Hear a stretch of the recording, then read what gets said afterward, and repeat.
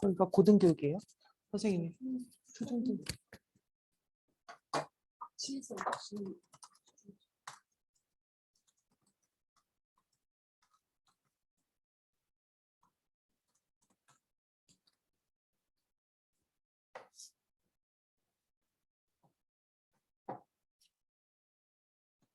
네, 안녕하세요. 학문후속세대 한국교육행정학회 학문후속세대 세션을 10시에 바로 시작을 하겠습니다. 지금 잠깐 화면이 꺼져 계신 분들은 10시부터는 화면을 좀 다 켜주시고 잠깐 인사를 나누고요. 그리고 바로 발표를 시작을 하도록 하겠습니다.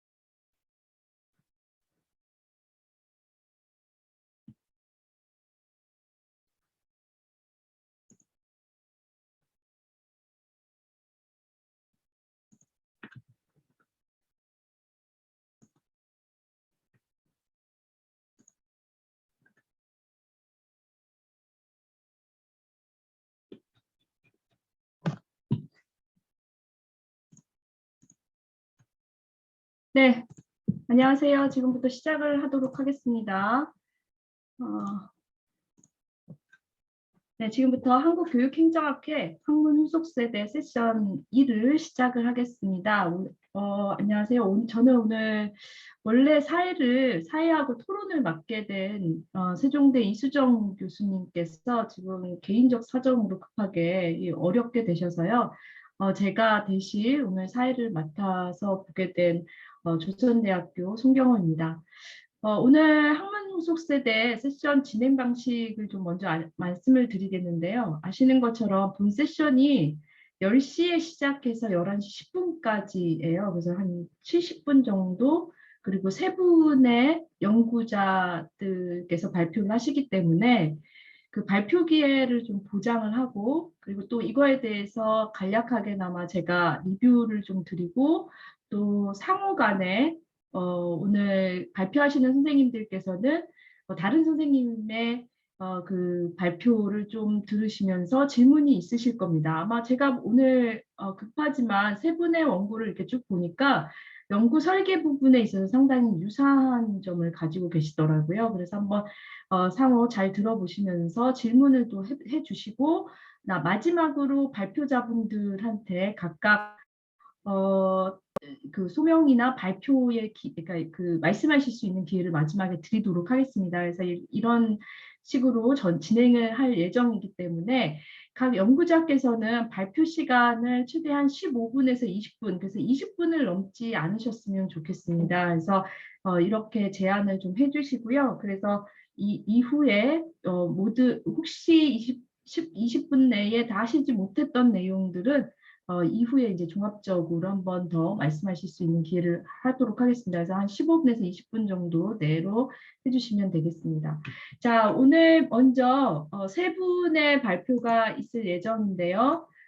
먼저 권혁기 영남대 박사과정에 계시는 선생님께서 4년제 대졸 청년층의 노동시장 성과 결정 요인 분석, 개인 및 대학 변인을 중심으로 발표를 해주시겠습니다. 근데 가만히 지금 제가 보니까 선생님들께서 이렇게 들어오셨는데 서로 김은호 교수님도 들어오셨네요. 그래서 서로 이제 인사도 안 하시고 우리 발표부터 들으려고 하니까 좀 그런 것 같아요. 그래서 제 소개는 했고 우리 사무국장님부터 시작해서 이렇게 오늘 발표하시는 권혁 교수님이랑 자기 소개를 먼저 해주시고 그 다음에 바로 발표를 들어가도록 하겠습니다. 네, 인사 말씀 나누시죠.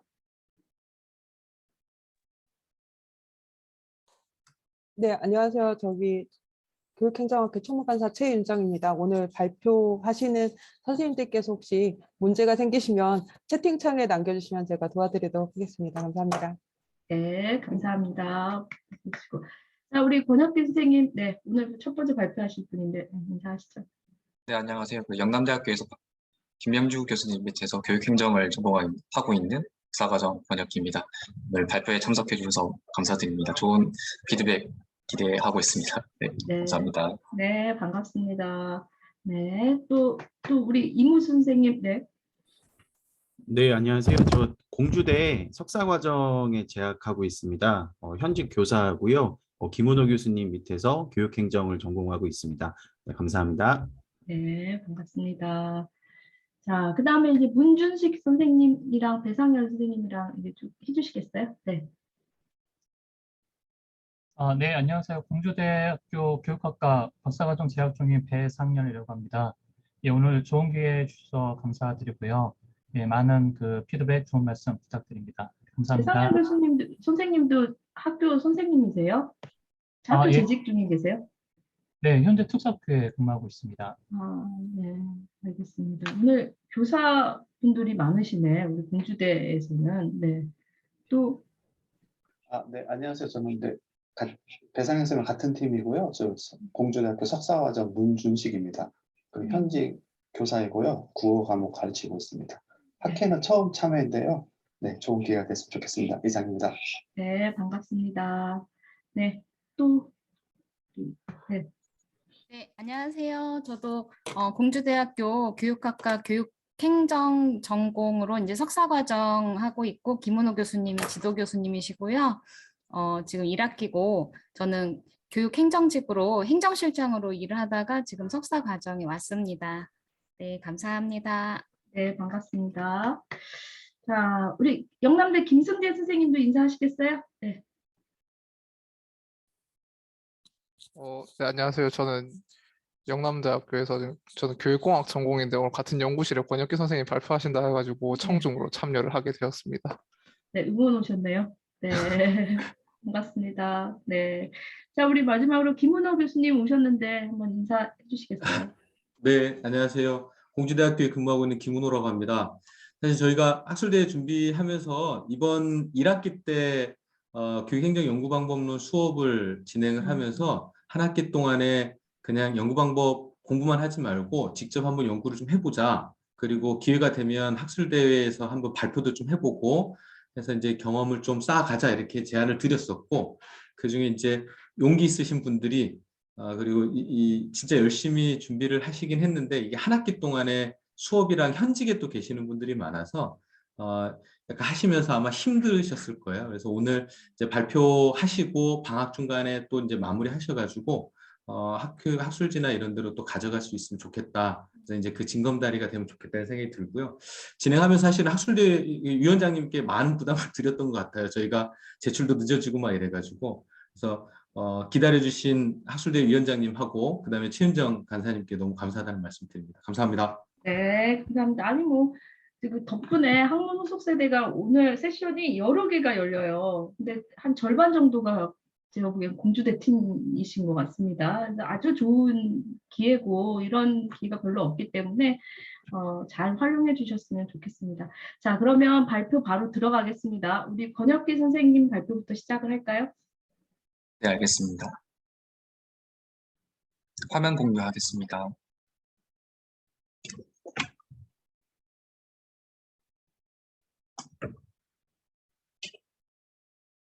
공유가 잘 되고 있을지요? 네, 잘 되고 있습니다. 네.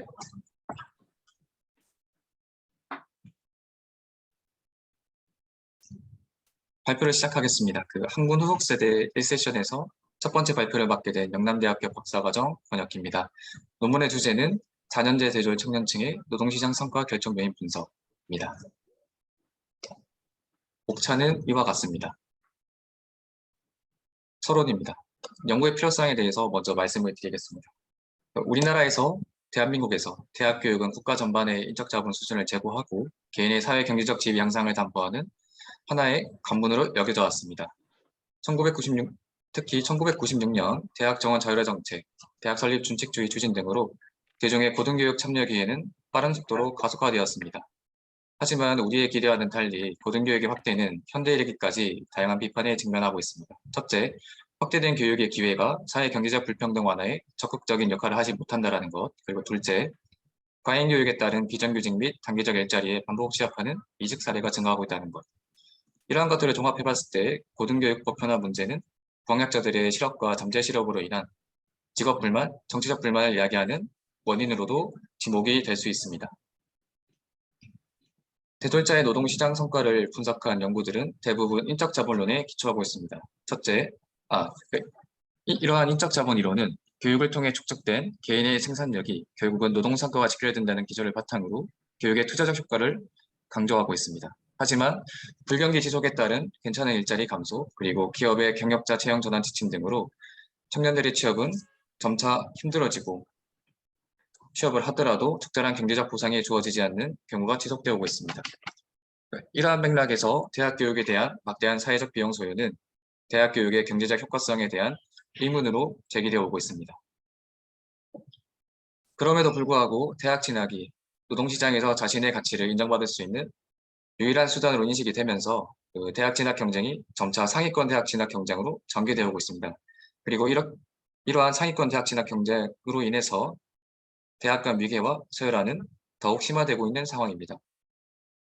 이런 상황에서 교육과 노동시장 연계에 대한 사회적 책임, 그리고 상위권 대학과의 격차를 줄이기 위한 노력의 차원에서 각 대학들은 교육의 질을 높이기 위해 학생 지원을 포함한 교육활동의 차별화, 다양화에 힘써오고 있습니다. 그동안의 선행 연구를 살펴보면 대부분 개인의 특성을 규명하는 데 초점을 두고 있어서 동일대학 졸업자에 대한 대학의 영향력을 고려하지 않고 있다는 문제가 지적이 되어 오고 있습니다. 이러한 문제는 개별 대학이 노력을 통해 형성한 교육의 질적 수준의 차이를 온전히 반영하지 못한다는 결과를 이끌어낼 수 있습니다. 따라서 대학의 교육과정적 요소의 질적 차이로 인한 교육적 투자 차이가 개인의 생산성을 향상시키고 결과적으로 개인의 성과에 영향을 미치게 된다는 점을 고려를 했을 때 대학 기관이 제공하는 차별화된 교육과정적 요소가 성과에 어떤 영향을 미치는지 적절한 연구 방법을 통해서 고려될 필요가 있다고 생각을 합니다. 따라서 본 연구는 이러한 문제의식을 기반으로 해서 위계 선형 모형, HLM 분석을 활용해서 대졸자들이 노동시장 성과를 보여주는 지표들 중에서 임금 수준, 고용 형태, 이직 준비 여부, 일자리 규모에 영향을 미치는 개인 수준 및 대학 수준 요인을 밝혀보고자 합니다. 연구 문제는 이와 같이 한번 구성을 해보았습니다. 한번 읽어드리면은 대졸자 간 임금 수준 차이는 어떠한 개인 및 대학 수준 변화로 설명이 되며 어느 정도 영향을 미치는가. 소목차로 첫째, 대졸 취업자의 임금의 차이는 어떠한 개인 수준 변수로 설명되는가. 둘째, 대졸 취업자의 개인 수준 변화의 영향력을 통제한 후 대졸자의 임금에 대한 대학 간 차이는 어떠한 대학 수준 변인으로 설명이 되는가입니다.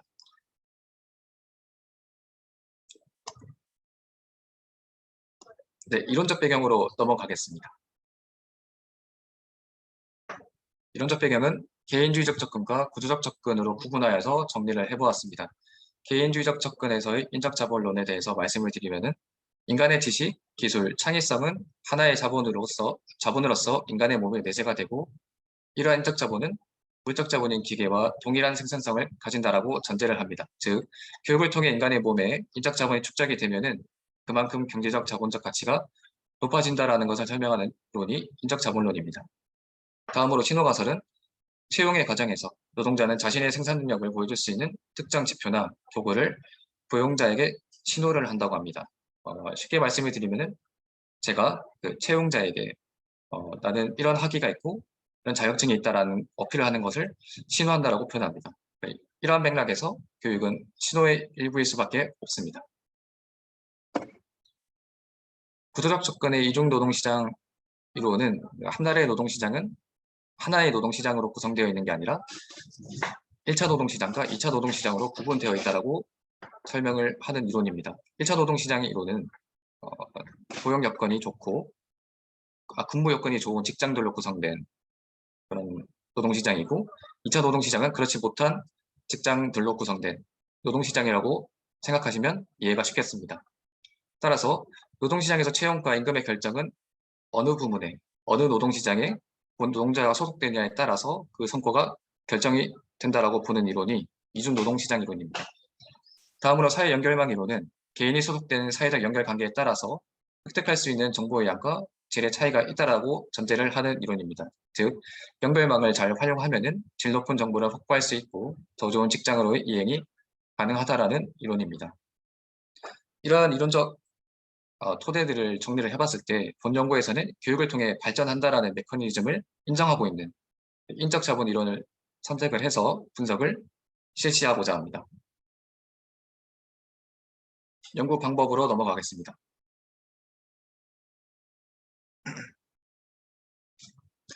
앞서 말씀을 드린 바와 같이 본 연구에서는 위기적 선형 모형 HLM 분석을 활용하고자 합니다. HLM 분석은 쉽게 설명을 드리면은 일반적인 회귀 분석과 크게 다를 바가 없습니다. 다만 차이가 있다면은 독립변수가 종속변수에 영향을 미치는 그 흐름에서 독립변수의 수준이 나뉜다는 것. 1수준, 2수준, 학생 수준, 학교 수준. 그리고 이러한 HLM 분석은 아래 두 가지 상황으로부터 그 당일성을 확보하게 되는데, 첫째, 일반적으로 회귀 분석은 정규성, 등분산성, 선형성, 독립성 과정을 기반으로 합니다. 하지만 종속 변수를 설명하는 독립 변수 중에서 개인 특성 변수를 고려하더라도 같은 학교에 다니는 학생들 모두 같은 학교 유형 변수가 동시에 들어가게 되면서 독립성 과정이 유예가 되는 문제가 발생하게 됩니다. 쉽게 설명을 드리면은 학생들을 대상으로 만족도 조사를 실시를 했는데 학생들의 만족도가 대부분 높게 나타났습니다. 그래서 구체적으로 조금 더 살펴보니까 이 학생들의 만족도가 높게 나온 이유가 모든 학생들이 다 동일한 대학을 나왔다는 것입니다. 이러한 측면에서 설문 분석을 실시할 때 이런 설문조사는 대학 수준의 변이를 통제하지 못한 채 이루어졌다고 볼 수 있습니다.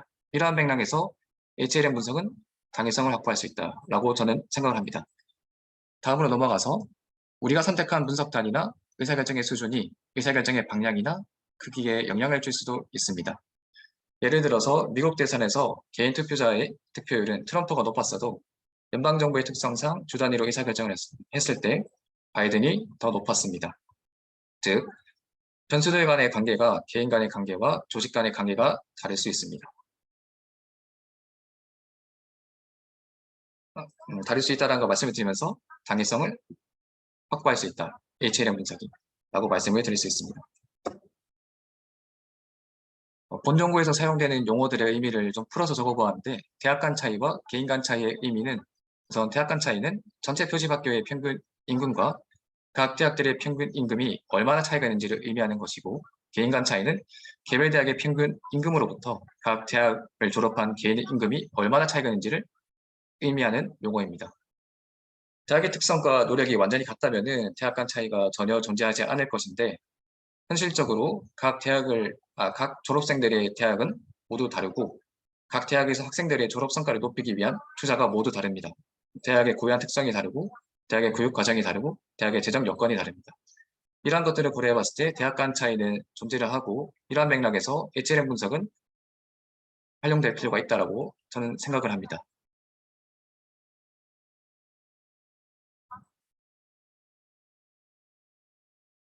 HLM 분석은 기초 모형과 연구 모형으로 구성이 되어 있습니다.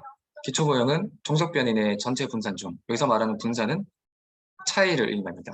종속 변인의 전체 분산 중 집단 내 분산 및 집단 간 분산의 비율을 검증할 수 있는 단계가 기초 모형 단계입니다.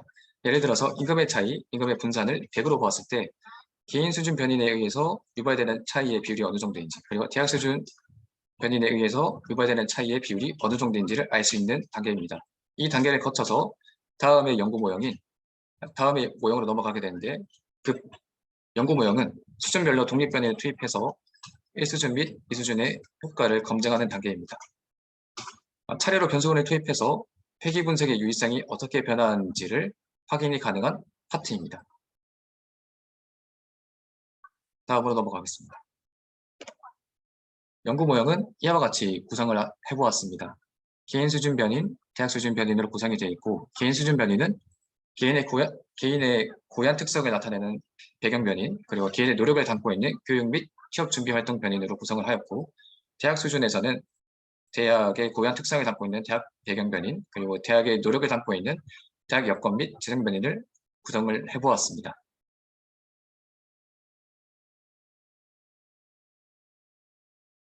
데이터는 한국고용정보원의 2018 공제 데이터를 활용하였고, 대학 수준의 편인을 수집하기 위해서 2017년도 대학 알림이 자료를 활용하였습니다. 그리고 표집 대상에서 4년제 대학 졸업자만을 선정을 하여 연구를 진행하였습니다. 현재 계획서의 단계라서 분석을 추가적으로 실시하지는 못했습니다. 다만 데이터를 수집하였고 현재 분석 중인 단계입니다. 네, 감사합니다.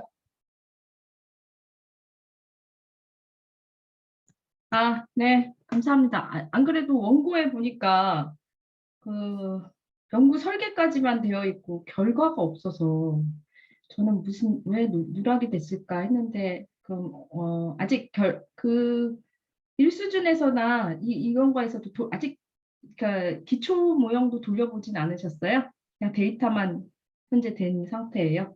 모여진 상태. 기초 모형까지 한번 돌려보았고 모든 변인에서 대학 간 차이에서 유발되는 비율이 어느 정도 분산 있다라는, 비율이 어느 정도 되던가요? 보통 5 이상은 다 넘었던 걸로 알고 있습니다. 5% 이상. 그렇게 높진 않지만 5% 이상이 되면은 그 다음의 연구 모형으로 이제 분석을 실시할 수 있는 전제가 깔리기 때문에 분석을 진행하는 데서는 문제가 없는 걸로 우선은 알고 있습니다. 네, 알겠습니다. 자, 일단 세 분 발표를 모두 다 듣고 난 다음에 혹시 시간이 어떻게 될지 모르기 때문에 세 분 모두 발표를 모두 듣고요. 그 다음에 이제 토론과 구체적인 질의응답 시간을 갖도록 하겠습니다. 네, 오늘 지금 권혁기 선생님 발표 감사합니다. 저희가 들어주셔서 감사합니다. 네, 감사합니다. 자, 그러면 바로 이어서 두 번째 우리 이무수 선생님께서 혁신학교의 전문적 학습 공동체 구축 수준 분석 생계의 학습 조직 이론을 중심으로 라는 주제로 발표를 해주시겠습니다. 네, 자, 이무수 선생님 준비해 주시겠어요? 네, 안녕하세요. 저는 공주대학교의 석사과정으로 재학 중인 이무희수라고 합니다. 제가 말씀드릴 내용은 혁신학교의 전문적 학습공동체 구축 수준을 분석하는 거에 있습니다. 부제가 생계의 학습조직 이론을 중심으로 라고 해서 논문 제목을 지어봤습니다. 네, 먼저 서론에서는 연구의 필요성 및 목적입니다. 우선은 2022 개정 교육과정이 얼마 전에 총론이 발표가 되었는데요. 이 개정 교육과정에서는 이제 목적을 포용성과 창의성을 갖춘 주도적인 사람을 길러내기 위함을 목적으로 두고 있습니다. 그렇다면 이러한 학생들을 이제 가르치기 위해서는 교사들도 결국에는 어떤 협력과 소통을 통한 역량 함양 과정이 교사들에게도 강조가 될 것이고요. 이러한 과정은 역시나 모든 학교에서 운영되고 있는 전문적 학습 공동체를 통해서 길러질 수 있다고 보고 있습니다. 전문적 학습 공동체는 이제 자발성이라는 성격을 가지고 조직이 되는 거라고 볼 수가 있는데요. 혁신학교에서는 주로 강조되는 것이 민주적 의사결정 체계 이런 것들을 강조하고 있습니다. 그렇기 때문에 전문적 학습 공동체가 매우 중요한 역할을 하고 있고요. 자발성이라는 측면에서도 강조되고 있습니다. 우선은 이제 성용혜님의 연구에서는 교사학습 공동체에 대해서 정의를 내리고 있는데요.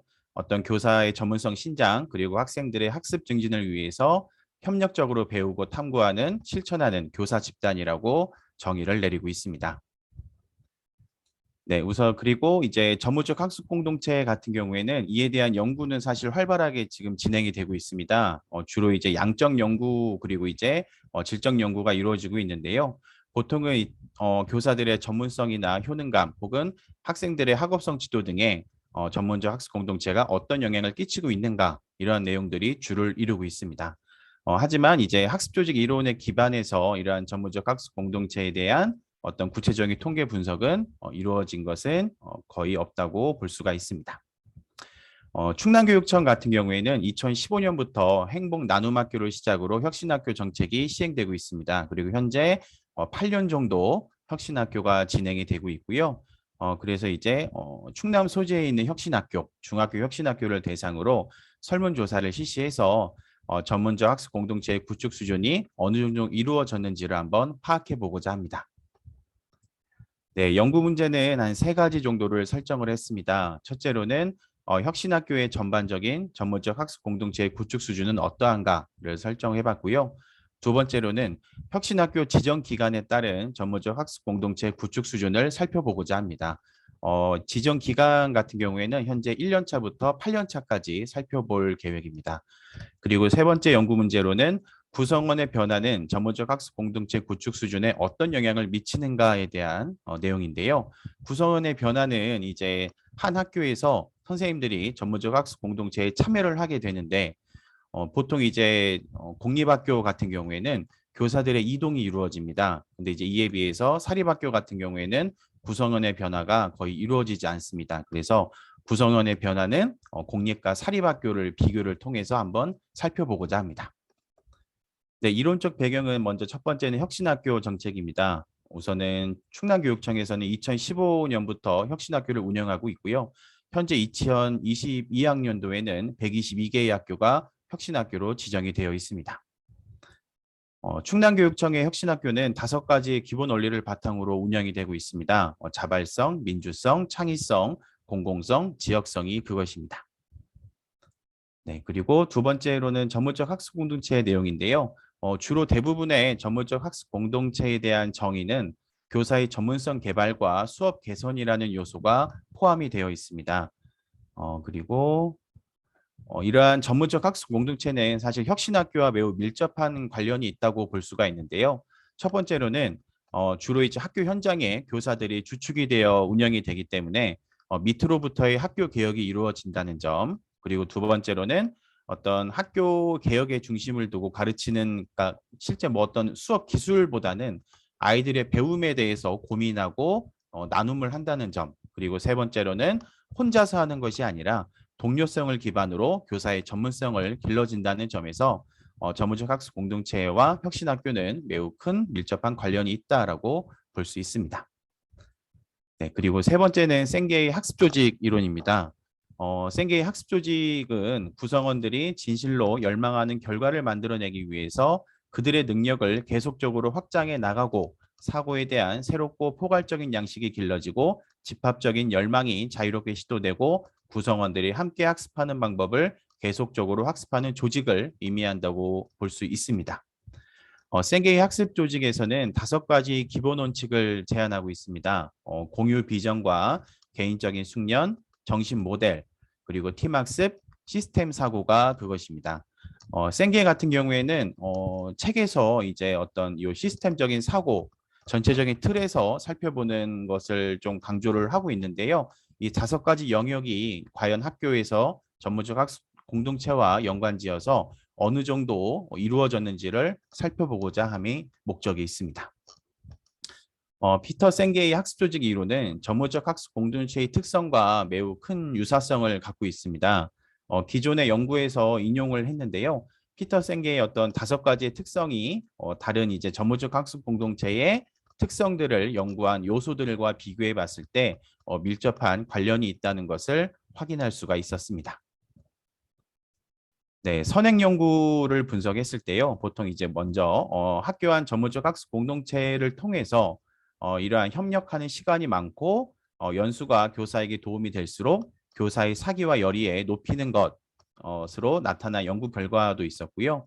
그리고 일반 학교 같은 경우에는 전문적 학습 공동체에 참여할수록 교사들의 교사 효능감이 높아지는 연구 결과도 있었습니다.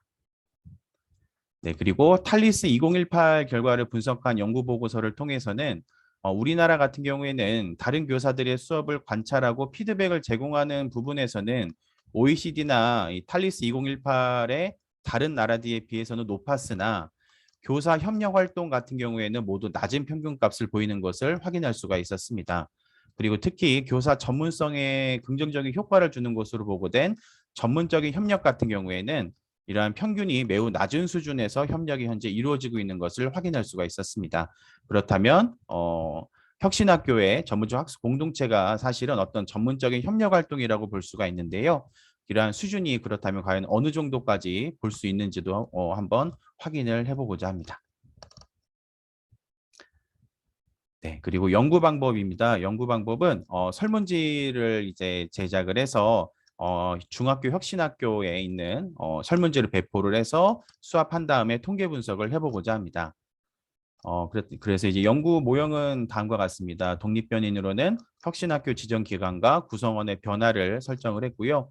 통제 변인으로는 우선 개인 차원과 학교 차원으로 분류를 했습니다. 그래서 개인 차원으로는 성별 및 교직 경력, 현재 학교의 근무 기관, 혁신학교에 근무한 경력, 그리고 학교 차원에서는 학교의 위치 및 규모, 그리고 현재 혁신학교 교사가 어느 정도 업무를 맡아서 근무하고 있는지, 그리고 현재 이제 교장선생님께서는 어느 정도 근무를 하고 계신지 정도를 이제 통제 변인으로 설정을 했고요. 종속 변인은 요 전문적 학습 공동체 구축 수준 5가지 요인을 중심으로 설정을 해 보았습니다. 네, 그래서 설문조사 대상 학교는 43개교에 해당이 되고요. 현재 교원 수는 학교 알림이를 통해서 파악한 결과 846명 정도로 파악이 되었습니다. 네, 측정 도구는 설문지를 이제 설정을 했는데요. 설문지는 기존 연구인 박규혜 정재사님의 연구에서 학습조직 구축 수준 측정 도구가 있었습니다. 이것을 그대로 활용하지는 않았고 이제 이걸 학교라는 어떤 조직에 맞추어서 조금 이제 수정을 해야 할 것 같아서 학교 현직 교사 및 교수님들을 통해서 이제 검토를 받아서 조금 수정을 했습니다. 그래서 요거를 지금 설문지를 배포할 예정이고요. 변인에 대한 설명은 다음과 같습니다. 그래서 전학공 구축 수준 5가지 요인에 대해 설정이 되어 있고요. 통제 변인에 대해서는 이제 뭐 학교 위치나 뭐 전학공 운영 방법, 성별이나 이런 부분들은 더미 변인을 통해서 설정을 해서 이제 조사를 해보고자 합니다. 네, 그리고 전문적 학습 공동체 구축 수준 측정 문항은 다음과 같이 지금 현재 수정을 해서 설문지를 제작을 했습니다. 네, 분석 방법은 우선은 문항의 신뢰도와 타당도를 검증을 하고요. 그리고 이제 혁신학교 지정기관과 구성원의 변화에 따라서 기술 통계 및 독립표본 T검증을 통해서 통계를 진행하고자 합니다. 아직 이제 설문지는 각 학교로 지금 배포가 되진 않았고요. 이제 7월 초에 이제 각 학교를 통해서 설문지를 배포하고 통계 분석을 해보고자 합니다. 네. 이상으로 발표를 마치도록 하겠습니다.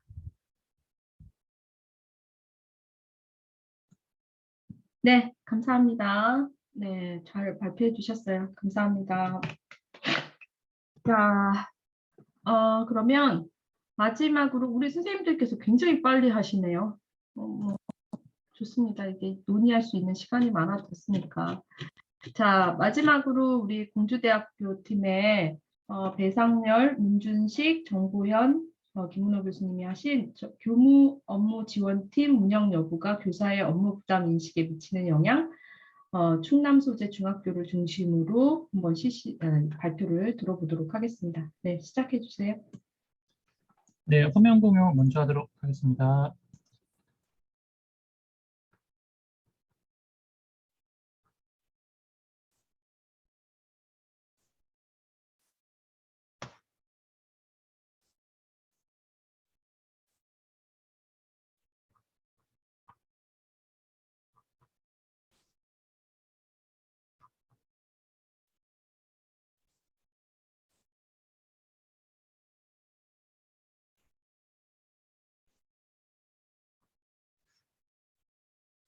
네, 안녕하십니까.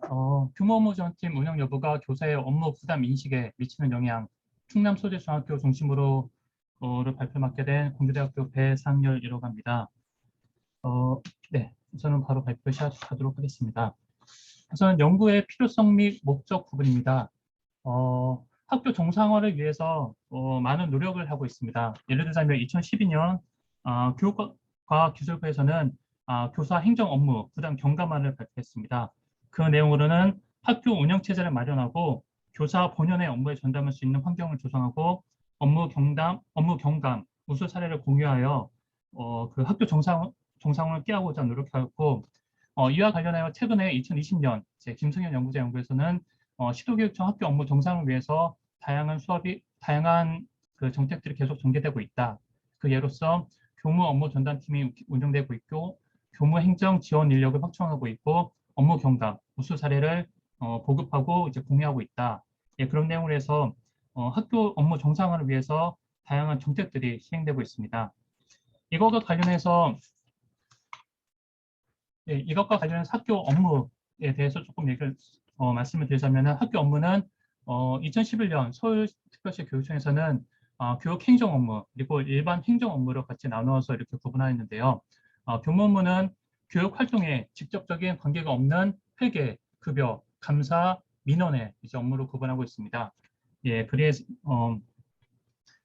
저희가 알아보고자 하는 내용은 2022 학년도 충남교육청에서는 학교 업무 최적화 추진 계획으로 학교 조직 차원의 사업을 이제 구성했습니다.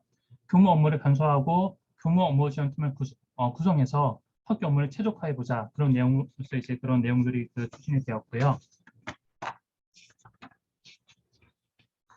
그동안의 교무 업무 지원팀의 운영과 관련된 내용들에 대해서는 2013년, 2014년까지 연구해서 모두 교무 업무 지원팀의 운영은 교사 업무 경감에 이제 긍정적으로 도움을 주고 있다 하는 긍정적인 인식을 갖고 있는 선행 연구가 있었고요. 그리고 또한 교무 업무 지원팀 수속 교사의 업무 과중과 업무의 불명확성으로 운영에 어려움을 겪고 있다라는 연구도 있었습니다. 그리고 교무 업무 전담 부서를 기피하는 교사들의 분위기도 그 연구를 통해서 알 수 있었습니다.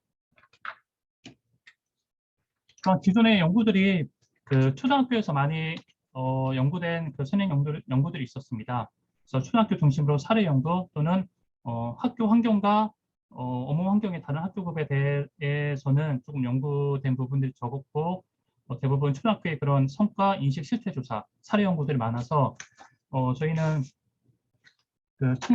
충남교육청 이제 중학교 소속의 교무 업무 지원팀 운영에 대한 실태는 어떠한가 그리고 충남교육청 중학교 업무 지원팀 운영 여부에 따른 교사들의 업무 경감, 실제적인 인식 사이는 어떤지 알아보고자 연구를 진행하였습니다. 또한 이 연구를 통해서 중학교에서 운영하고 있는 교무 업무 지원팀 그 운영 실태를 이제 조금 더 정확히 알 수 있을 것이라 생각을 했고 또 시도 교육청 차원에서 진행하는 교무 업무 지원팀 정책을 추진할 때 고려할 사항이 무엇인지 그 시사점에 대해서도 확인해 보고자 하였습니다. 이론적 배경, 선행 연구에 대해서 말씀드리겠습니다. 우선 교무 업무와 관련해서 교무 업무 지원팀 유형이 같이 나뉘고 있습니다. 그래서 2010년 이내 연구자의 연구에서는 교감 중심형과 행정실장 중심형의 교무 행정 업무 처리 전담 부서를 제한하고 있다. 교감 중심, 교무 행정 업무 처리 모형이 현장에 적용이 더 가능하다. 예, 이런 선행 연구가 있었고요. 학교에서는 기본적으로 교무 업무의 구조는 부장, 행정실장, 교감, 교장에 이런 수직적인 위계를 갖고 있는 그런 업무 처리로 진행이 되고 있습니다. 그래서 선행 연구에서는 교감 중심형 그리고 행정실장 중심형, 부장 중심형의 이런 선행 연구들이 많이 있었습니다. 예, 그래서 2012년 교육과학기술부에서는 업무를 총괄을 담당하는 이제 교감을 지정하거나 또는 부장 교사 중심으로 업무를 배치하는 모형을 제시하였고요. 또한 2015년에는 지원형과 전담형, 통합형으로 나누고 있는 세 가지 교감 중심형, 부장 교사 중심형, 행정실장 중심형 이렇게 세 가지로 제시하였습니다. 그래서 이 내용을 표로 간단히 정리하면 예, 이런 식으로 같이 나와 있고요. 배분율도 같이 이렇게 좀 조사를 하였습니다. 그래서 2015년 모델에서는 교육부에서 조사를 하였을 때 13,953개 교회에서 대부분 이제 별도의 교육팀을 운영하는 것, 부장교사, 교감 이렇게 나누었을 때 교육청 자체 모델을 운영하는 학교가 많았었고 실제적으로 교무 행정팀을 구성한 학교가 많은 것으로 조사되었습니다. 그래서 이제 대부분 교육청에서 자체 모델을 제시한 학교를 운영하는 학교가 많았다는 것이 좀 요점이 있고요. 2016년도 경기도 교육청의 조사 자료에서는 전체 1,315개 교회에서 이곳에서는 지원형, 교감 중심형의 학교가 많았고 그리고 지원형 그리고 전담형의 그런 교무 업무 지원팀이 많이 운영되고 있는 것을 알 수 있었습니다. 이와 관련해서 이제 충남교육청에서는 그 규모 업무 지원팀 운영 모델을 제시하였습니다. 규모 업무 지원팀 이제 특징에 따라서 같이 나뉘는 그 운영 모델이고요. 지원형, 심화형, 통합형으로 같이 제시를 하였습니다. 그래서 그 지원형은 교감 중심 또는 부장 중심으로 같이 운영되는 것이고요. 심화형은 별도의 규모 업무 지원팀 이제 전체 업무를 실시하는 것이고, 통합형은 학교의 규모 업무 지원팀과 행정실이 같이 통합되어 운영되는 것입니다. 지원형과 심화형에 대해서 간단히 말씀을 드리자면은 그 심화형은 지원형은 별도의 학교에 현재 그 조직되어져 있는 업무 분장, 규모 조직의 그 교감 중심, 부장 중심에 이렇게 별도의 팀을 조직하는 것이고, 심화형은 그것과 별개로 규모 업무에 이제 그 틀을 새로 조직하여서 규모 업무 지원팀이 전체 업무를 실시하도록 담당하도록 하는 것입니다. 충남교육청에서는 지원형, 심화형, 통합형으로 모델을 구분하여서 그 학교의 규모 업무 지원팀 이제 운영 모델을 모델안을 이제 제시하였습니다. 이것과 관련한 이제 선행 연구 분석 말씀드리겠습니다. 우선은 기본적으로 규모 업무 지원팀 운영에 따라 그 학교 교사들이 이제 그 긍정적인 인식을 갖고 있는 것으로 드러났습니다. 하지만 그 작은 학교, 소규모, 중규모 학교 또는 보직 교사에 따라서 부담을 갖고 있음으로 같이 나타났고요. 일단은 업무에 대해서 서로 나누고 이제 업무 분장 또는 이제 그 몇몇의 교사들이 이제 전체 업무를 담당하기 때문에 이제 그런 작은 학교 또는 이제 보직 교사를 갖고 있는 부장 교사의 경우 이제 업무 부담을 갖고 있는 것으로 이제 드러났고요. 그리고 서울시 초등학교 교사 대상 연구에서는 교무행정 이제 업무 전담팀이 이제 대체로 업무 경감에 긍정적으로 인식을 갖고 있고, 또 이제 담임 교사의 교무 업무가 이제 우선 경감되었다, 이런 이제 연구 결과를 이제 선행 연구로 알 수 있었습니다. 또한 그 2021년도 이제 제주도 수업 전념 학년제 이제 규모 업무 지원팀 이제 그 전담 운영이라고 생각하시면 되고요. 이곳에서도 초등학교 교사 수업 전념 학년제 운영 학교가 교사의 업무 부담 영역에서 만족도가 높은 것으로 같이 나타났습니다. 하지만 그 비수업 지원 교사와 그 수업 지원 교사 간의 업무 부담의 만족도 차이가 발생되었고, 담임 교사에게 이제 업무 경감 효과가 컸다, 이런 선행 연구가 같이 있었습니다. 규모 업무 지원팀이 교육 활동 중심으로 이루어지다 보니까 교사에 대한 이제 그런 지원 부분이 더 많았고, 그래서 이런 그 담임 교사보다는 수업 지원 교사, 그리고 그 다른 이제 보직 교사에게 더 이제 조금 더 약간의 어려움이 발생되었고, 결과적으로 담임 교사에게 더 업무 경감의 효과가 컸다는 것을 이제 알 수 있는 그런 내용입니다.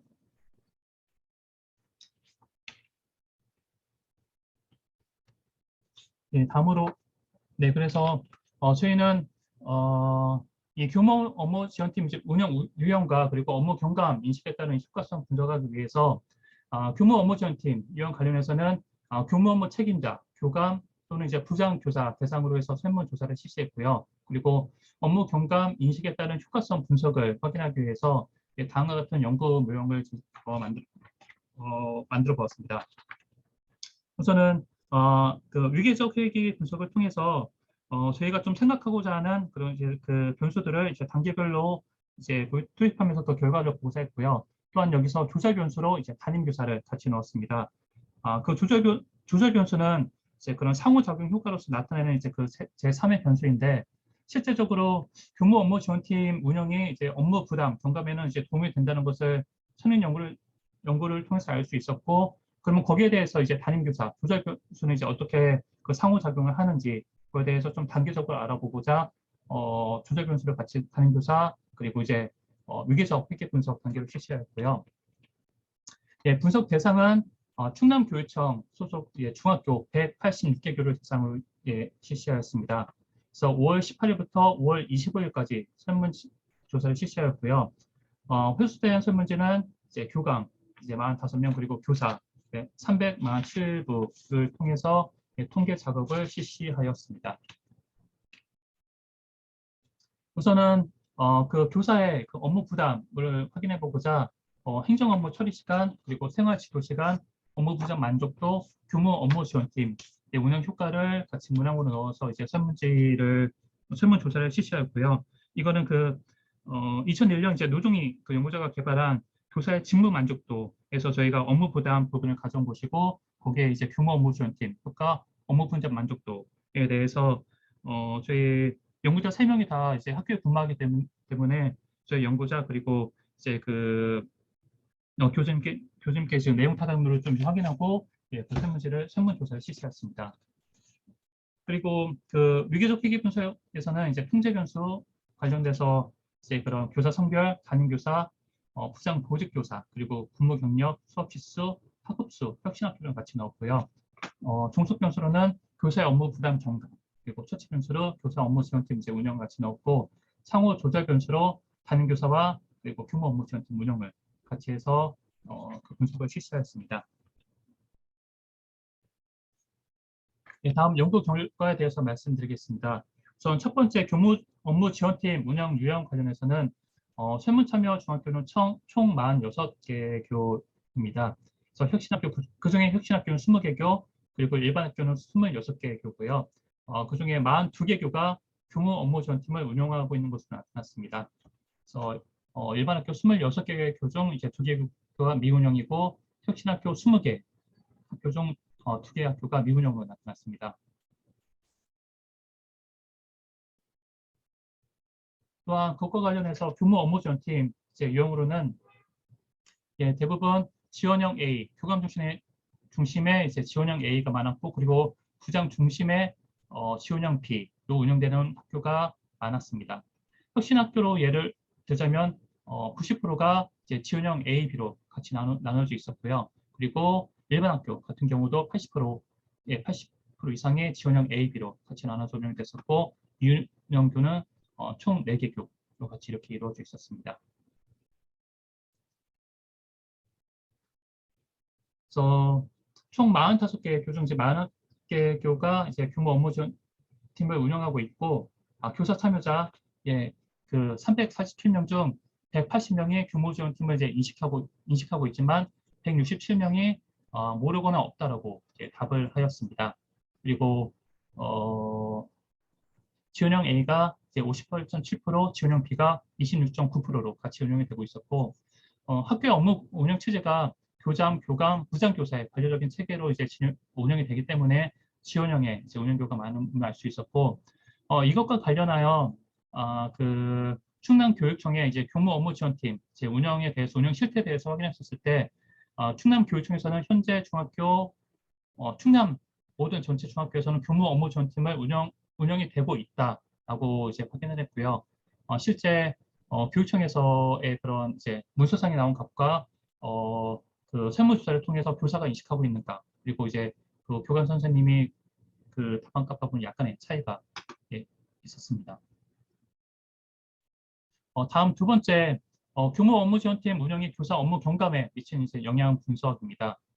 저희가 그 위계적 회계 분석을 실시하였고요. 모델 1에서는 이제 독립변수 규모 지원팀 운영과 그리고 모델 2에서는 이제 담임 규모 지원팀 운영에 대해서 같이 넣었습니다. 우선은 규모 지원팀 운영은 모델 1과 위에서 동일하게 그 교사의 업무 부담 경감에 효과가 있다고 같이 나타났고요. 담임 교사는 규모 지원팀 운영이 담임 교사는 그 업무 경감에 이제 그 유의미한 효과가 있지만 부정적으로 같이 인식하고 있었습니다.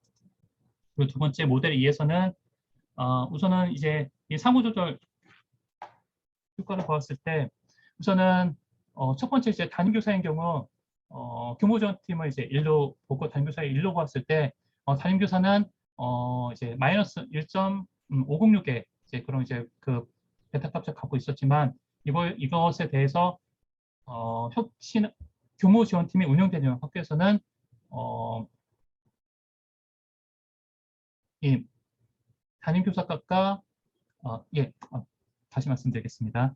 이곳에서는 그 담임 교사는 이제 본래 그 마이너스 1.506의 부정적을 갖고 있었지만, 규모 업무 지원팀이 운영되고 있는 그 학교에서는 이 담임 교사는 실제 이것보다 더 작은 값 마이너스 1.506과 1.506 더하기 1.160의 그 값으로 담임교사가 교무 업무 지원팀을 운영하고 있는 학교에서는 덜 부정적으로 인식되고 있다고 나왔고요.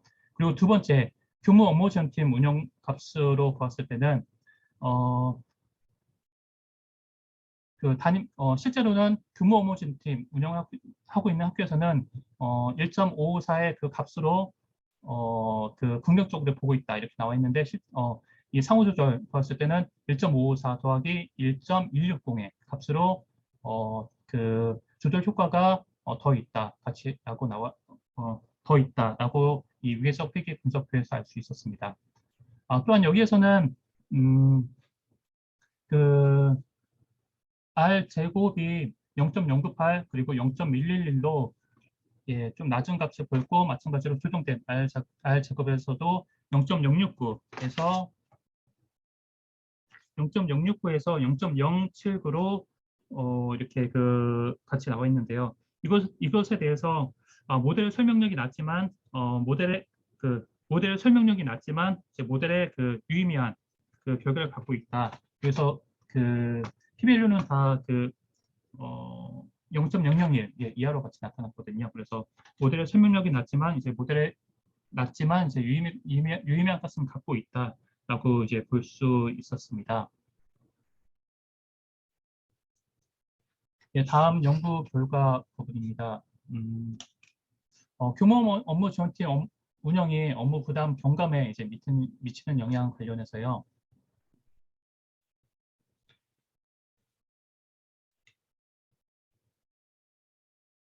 예, 제가 다시 준비하겠습니다.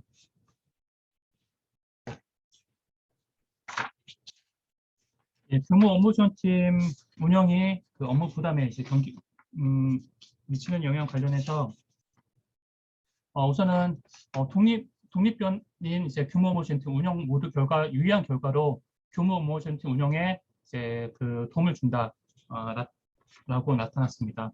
하지만 모형 2에서는 담임 교사는 업무 부담 경감의 효과를 낮게 인식하고 교무 업무 지원팀 운영군은 업무 부담의 경감 효과를 인식하는 걸로 나와 있었고 조절 연수, 담임 그리고 교무 업무 지원팀 운영은 업무 부담 경감에 유의한 영향을 주는 걸로 나타났습니다. 모델 2의 결과로서 담임 교사는 교무 업무 지원팀 운영교에서 업무 부담 경감을 낮은 것으로 인식하는데 상호 조절 변수를 통해서 업무 지원팀 운영교에서는 다른 교사보다 담임 교사가 업무 부담 경감을 덜 부정적으로 인식하는 것으로 알 수 있었습니다. 또한 모형 2의 결과로 학교 정상화 방법으로는 그 교무 업무 지원팀 운영 방법에 대한 이제 검토가 필요하며 학교 특성에 따라 교무 업무 지원팀을 재조직을 고려해야 된다는 부분을 이제 알 수 있었습니다.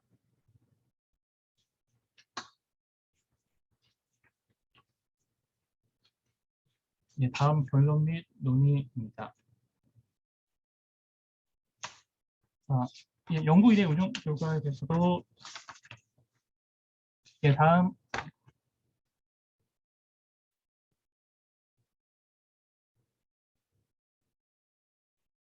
연구 일의 운영 결과 스킵해서 다시 좀 말씀드리겠습니다. 연구 1의 그 운영 결과에 대해서는 그 운영교 중에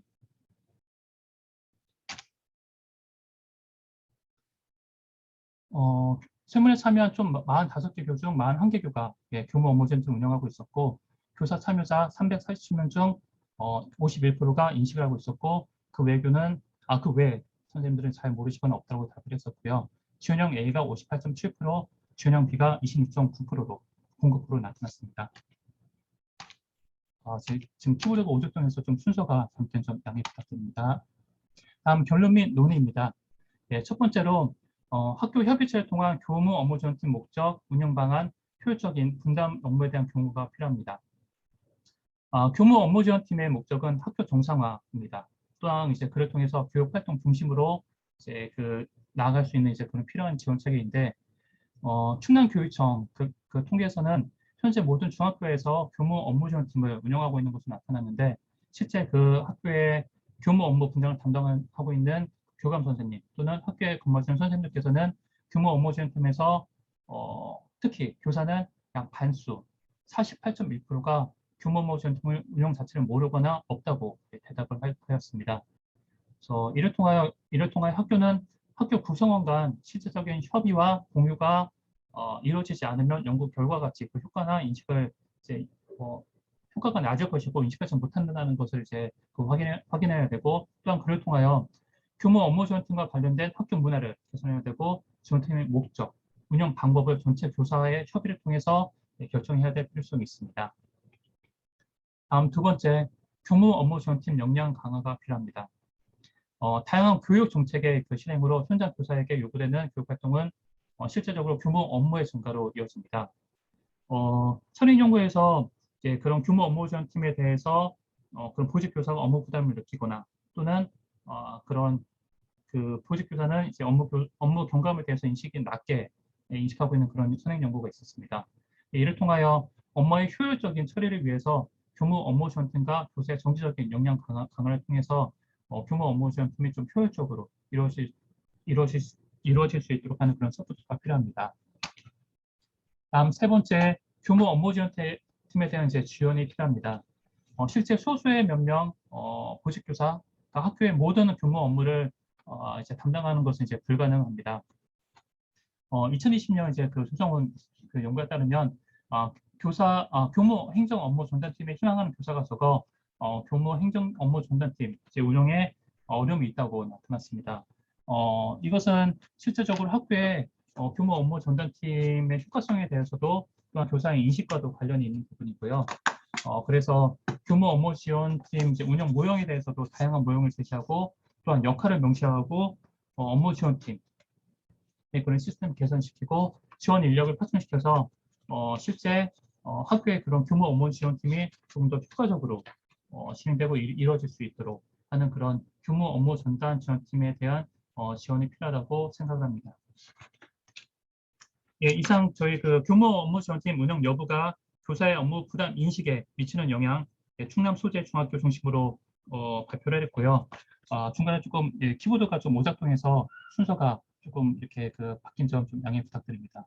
예, 이상입니다. 네, 감사합니다. 자, 이렇게 해서 세 분 발표 모두 들어봤는데요. 일단은 이렇게 앞으로 한 15분 남았는데 이렇게 운영을 하겠습니다. 제가 한 5분 정도에 걸쳐서 제가 어제 저녁에 이거를 급하게 받긴 했지만 그 발표 들으면서, 그리고 또 사전에 좀 전체적으로 읽어봤어요. 그래서 이게 그 선생님들께 도움이 될 만한 코멘트를 좀 하거나 혹은 질의를 좀 하도록 하겠습니다.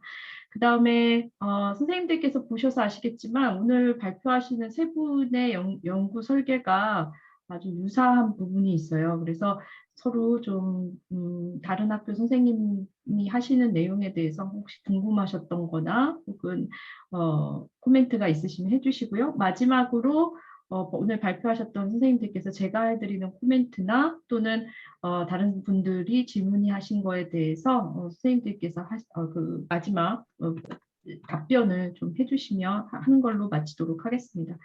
자, 우선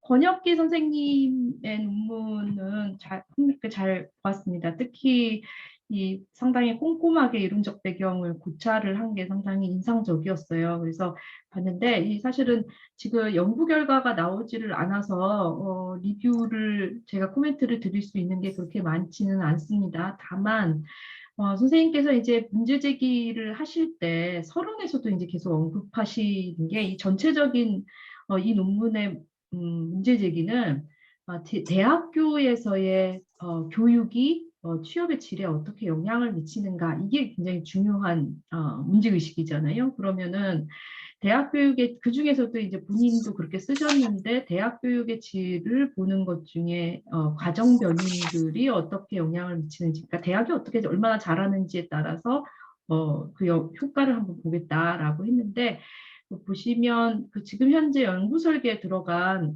분석 변인에는 교육과정 변이는 없어요. 그래서 대부분 이제 여건이나 재정과 관련한 전임 교원 수라든지 교육비라든지 여기 수준에 좀 머물러 있는데, 아마 그 음수 데이터의 그 한계 때문에 그러신 것 같아요. 그래서 근데 이 대교협 자료라든지 이런 곳에서 혹시 저는 요 유사한 거를 이 김병주 선생님의 다른 지도학생하고 하신 연구를 제가 본 것 같거든요. 그래서 이 과정 변인이 포함되지 않은 것이 좀 아쉽습니다. 그래서 만약에 이렇게 가신다고 하면 지금의 데이터 한계로 가신다고 하면 전체적인 연구의 문제 제기나 그 문제 제기를 어떤 대학 교육의 질 혹은 그렇게 대학 교육의 과정 변인이 어떻게 영향을 미치느냐 이렇게 갖고 가시기는 어려울 것 같아요. 지금 변수 자체가 그렇게 설정되어 있지 않기 때문에 그래서 이 부분에 대한 고민이 좀 필요하지 않을까라는 생각을 하게 됐습니다. 자, 이문수 선생님에 대해서 논문에 대해서 좀 말씀을 제가 코멘트를 좀 드리도록 하겠습니다. 일단 깜짝 놀랐어요. 석사 과정인데 이렇게 원고를 작성을 하신 걸 보고 매우 훌륭했습니다. 그래서 석사 과정에서는 사실 석사 논문 쓰기도 바쁜데 이 논문 틀 잡기도 힘든데 그래도 이렇게 이 실제 연구를 수행하셨구나라는 생각에 열의도 대단하시고 지도 교수님도 상당히 노력을 많이 해주셨구나 이런 생각이 많이 들었습니다.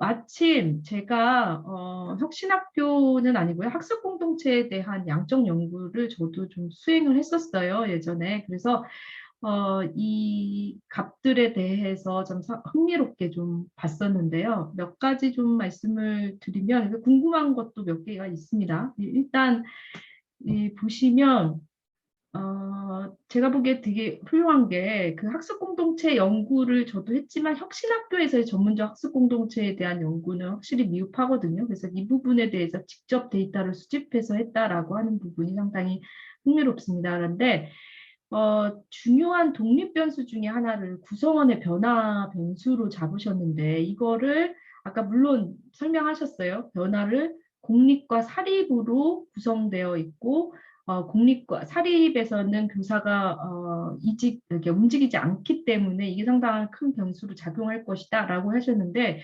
이게 구성원의 변화라고 하는 변수인가? 공립과 사립이라고 하는 걸 가지고 이렇게 명명할 수 있는가라는 생각이 좀 들었고 사실 이 전체적인 모델로 봤을 때의 그 연구 설계로 봤을 때는 물론 구성원의 변화라고 하는 그 설명이 공립과 사립의 변수로 설명이 가능한가라는 생각이 들었습니다. 이 변수를 이렇게 잡는 게. 그래서 이건 거의 통제 변수의 수준의 내용이 아닌가. 그래서 연구 문제하고 실제로 잡은, 그러니까 구성원의 변화가 아니라, 그러니까 구성원의 변화라고 하는 것을 문제의식으로 잡은 건 좋은데, 그거를 공립과 사립으로 이렇게 변수를 잡은 게 적절한가라고 하는 거를 좀 생각을 했으면 좋겠고, 만약에 이 정도 수준을, 제가 보니까 전체적으로 그냥 그 수준을, 그러니까 혁신학교에서의 학습 공동체에 대한 수준을 분석을 하는 게 조금 더 의미가 있는 것 같아요. 그것만으로도. 그리고 그거에 의해 여러 기준들에 의해서 그 수준을 분석하는 건데 차라리 그 집단 간 차이 분석들을 좀 하시는 게 변수들도 그렇고 하는 게 더 낫지 않았을까? 이 정도로도 충분하지 않았을까? 이런 생각이 좀 들었고요. 만약에 굳이 영향 변수를 보신다고 하면 이 연구 설계야말로 위기적 선형 모형을 보셔야 될 것 같아요. 활용을 해서 해야 되는데 아마 회귀 분석을 하셨는데 아마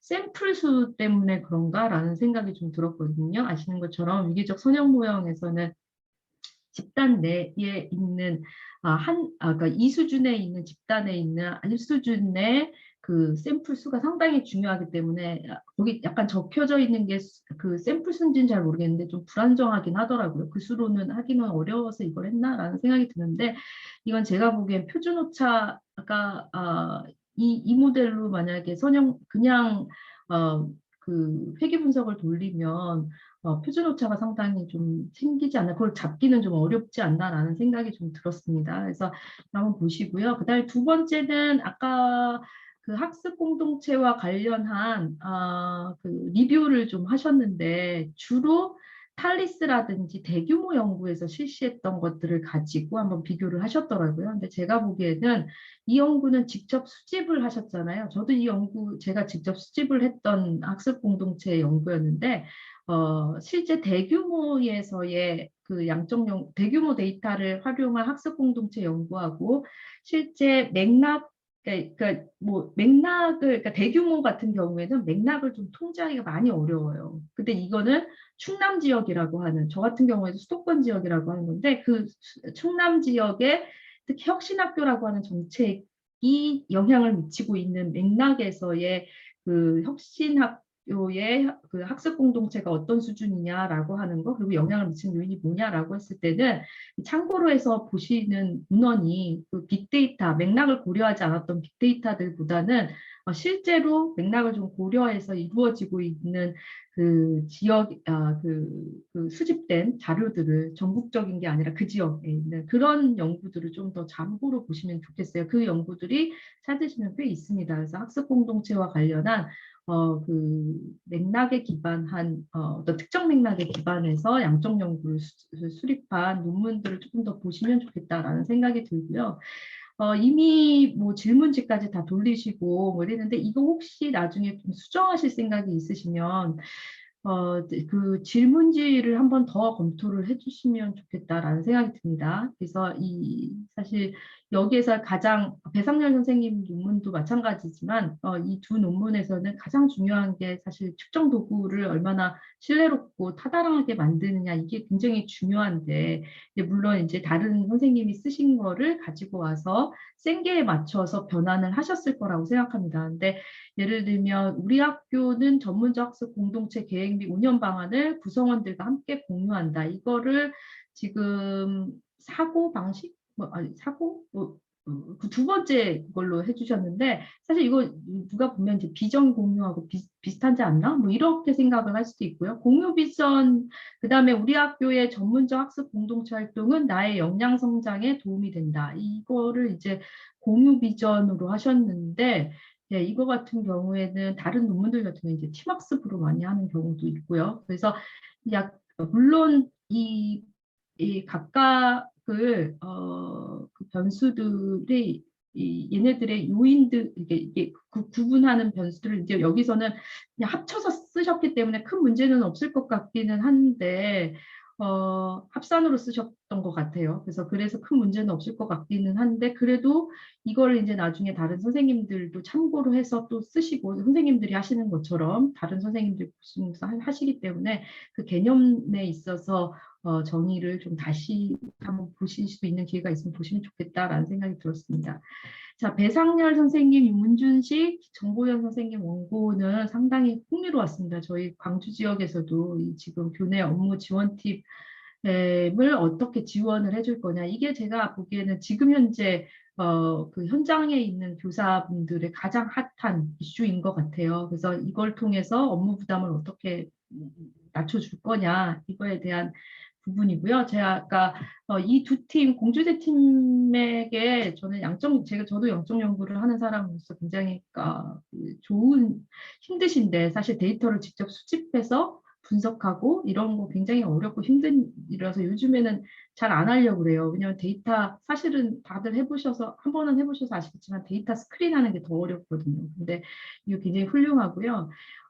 그래서 굉장히 처음 하는 연구치고는 선생님들한테 그 수고로움에 감사를 드리고 싶습니다. 몇 가지가 조금 궁금한데요.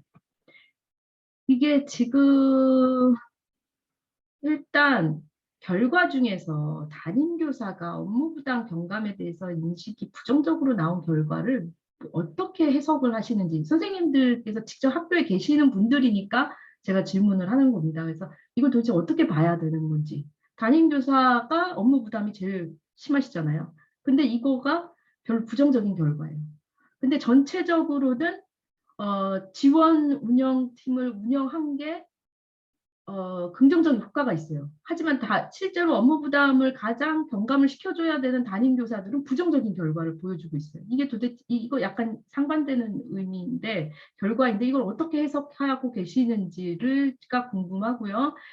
그러면서 드는 생각은 혹시 이게 지금 운영팀이 효과가 있다고 그랬는데 사실 45개 중에서 41개가 지금 현재 운영팀이 그러니까 5개 리커루트 척도가로 본 것도 아니고 더미로 보셨잖아요. 1을 0으로 보셨기 때문에. 근데 그 중에서 41개가 이미 대다수가 지금 이미 운영을 하고 있는 거여서 운영팀이 있는 상태, 1로 들어간 상태이잖아요. 그러니까 이게 있는 상태이기 때문에 이게 이렇게 나온 효과가 과연 어떤 의미가 있는가 이런 생각이 들었고요. 그 다음에 말씀하시는 중에 보니까 이 운영팀을 모르는 경우가 거의 50%에 있다라고 하셨는데 제가 보기에 인식을 안 한 사람은 뺐어야 되는 거 아닌가라는 생각이 들었어요. 지금 이거에 대해서 있는 존재 자체를 모르는 분들한테 인식이 긍정적이냐 아니냐 이렇게 물어보는 게 들어가는 게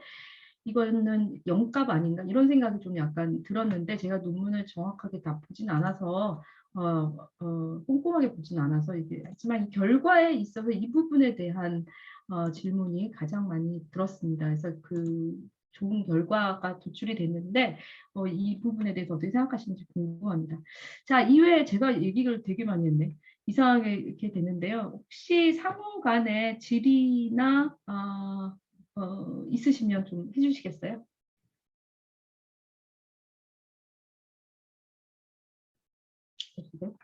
자, 네. 자, 그러면 말씀하시는 중에도 얼마든지 조금 또 응답하시는 중에도 혹시 뭐 우리 김은호 선생님도 혹시 그 교수님도 뭐 코멘트나 이런 부분이 있으시면 얘기해 주시면 좋을 것 같고요. 자, 그러면 권혁기 선생님부터 한번 제가 말씀드린 것도 좋고 또 앞으로 어떻게 하실 계획인지 마지막 이제 답변을 학회에서는 보통 이렇게 하거든요. 그래서 이런 것들을 경험하시는 것도 중요하기 때문에 마지막 응답하실 수 있는 답변하실 수 있는 기회를 드리도록 하겠습니다. 네, 권혁기 선생님부터 해주시겠어요? 말씀 주신 내용들이 정말 합리적인 생각인 것 같습니다. 그래서 제가 변수 구성에 따른 토론에 대해서 수정의 여지가 좀 있을 것 같고 추후 계속 말씀 주신 것들 반영해서 계속 작업을 시작해 보겠습니다. 그리고 이 논문의 주제가 어떻게 보면은 겹치는 주제가 비슷한 논문들이 좀 많았었거든요. 네, 대신 그 논문들과의 차별성을 제가 두고 싶은 게 논의에서 좀 많이 두고 싶습니다. 제가 하고 나서 잠시만요. 기존의 논문들을 보면은 제가 좀 아쉽다라고 느꼈던 게 보통 통계 분석의 결과에 대해서 그 결과가 나오면은 논의라고 해야 되나요? 그 결과가 왜 나왔는지에 대해서의 이유를 학술적으로 좀 많이 다루지 않았던 것 같다라는 느낌이 좀 많이 들어서 저는 그래서 최대한 논의 부분에서 저의 생각들을 많이 담아내고 싶고 그러한 절차를 통해서 앞으로 대학 발전에 어떤 도움이 되는지 어떻게 했으면 좋겠는지에 대한 의견들을 학위 논문으로 한번 담아보고 싶습니다. 그래서 이 논문을 시작해 보았습니다. 네, 알겠습니다. 감사합니다. 딴 팀이 지금 들어오시는 건가 지금 벌써? 저희 고유하게 쓰고 있는 건 줄 알았는데 어쨌든 이무수 선생님 네 답변. 네, 좋은 말씀 너무나 감사드리고요. 사실은 저도 학교에서 전학공 활동을 계속 하면서 뭐 아쉬운 점도 많이 느꼈기 때문에 최근에 이제 혁신학교 이제 평가 때문에 같이 이제 위원님들과 학교를 방문하면서 혁신학교의 전학공 활동들이 과연 어떻게 이루어지고 있는가에 대해서 사실 좀 고민이 많았습니다. 그래서 오늘 교수님께서 피드백 주신 내용들을 잘 반영을 해서 좀 더 정교하고 조금 더 이제 질적으로 더 수준 높게 좋은 결과가 나올 수 있도록 부단히 노력을 하도록 하겠습니다. 네. 감사합니다. 네, 또 마지막 우리 배상현 선생님 팀에서 한번 말씀해 주시겠어요? 네, 우선은 순교 교수님 좋은 말씀 감사드리고요. 말씀해 주신 거 제가 몇 가지 말씀드리자면 저희 첫 번째 단교사 인식하고 제 마지막에 인식을 못하는 교사에 대해서 이제 빼놓고 대해서 말씀해 주셨는데 우선 저희 독립변의 자체가 이제 교무 업무 지원 팀 운영 여부인 이제 그런 부분도 있고 도 교육청에 확인했었을 때 모든 전체 학교에서 이미 그 규모 업무 지원팀을 운영하는 곳으로 이제 그렇게 나와 있었거든요. 그래서 규모 업무 지원팀에 대해서 아예 모르거나 아니면 인식을 못하고 있다. 인식을 못하고 있는 경우는 이제 그런 업무 부담 이제 효과가 없는 것으로 볼 수 있기 때문에 그렇게 돼서 그 업무 부담을 인식 못하거나 아니면 아예 인식 못하는 부분 효과가 없다. 이제 그런 부분에 같이 이제 동의를 될 것 같고요. 그리고 첫 번째 그 담임교사 그 인식 부담 경감 관련해서는 우선은 이 값을 통해서는 이제 담임교사가 업무 부담 경감 효과를 이제 낮게 인식하고 있는 거에선 알고 있었는데 우선 그 조절 효과를 통해서 저희는 오히려 이 연구를 통해서 부장교사들이 힘이 드니까 업무 부담 경감을 이제 덜 인식할 것이다 이제 그렇게 예측했었는데 오히려 그 값이 이제 유의미한 값을 안 나오고 이제 담임 교사가 효과를 낮게 인식하고 있다.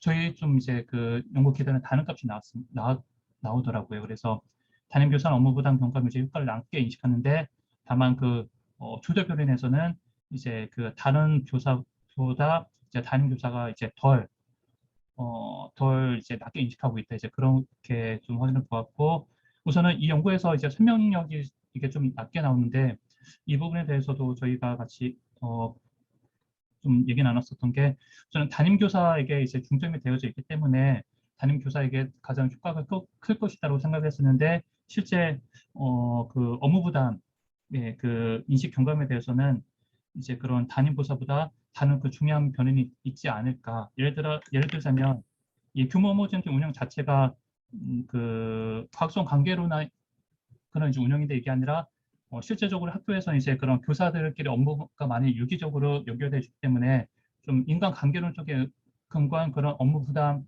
업무 운영 쪽이 더 필요하지 않을까. 그래서 좀 새로운 또 연구 방향을 찾게 되었고요. 저희도 이 연구를 통해서 좀 이제 많이 배웠습니다. 감사합니다. 네, 알겠습니다. 감사합니다. 우리 김은호 선생님 말씀도 들어보려고 했는데 제가 보니까 오번 선생님 오신 거 보니까 딴 팀 이제 시작하는 것 같아요. 네, 자 어쨌든 오늘 굉장히 젊은 선생님들께서 이렇게 좋은 연구를 하고 계셔가지고 너무 힘이 되고요. 또 우리 김은호 선생님이 또 공주대 가셔가지고 이렇게 좋은 훌륭한 벌써 석사과정 선생님, 박사과정 선생님 이렇게 키워내셔서 굉장히 뿌듯했습니다. 저도. 네, 좋은 시간이었습니다. 더욱더 좋은 논문 쓰시기 바랍니다. 네, 오늘 수고 많으셨습니다. 네, 좋은 말씀 감사합니다. 주셔서 감사합니다. 네, 감사합니다. 감사합니다. 발표하신 분들 고생하셨습니다.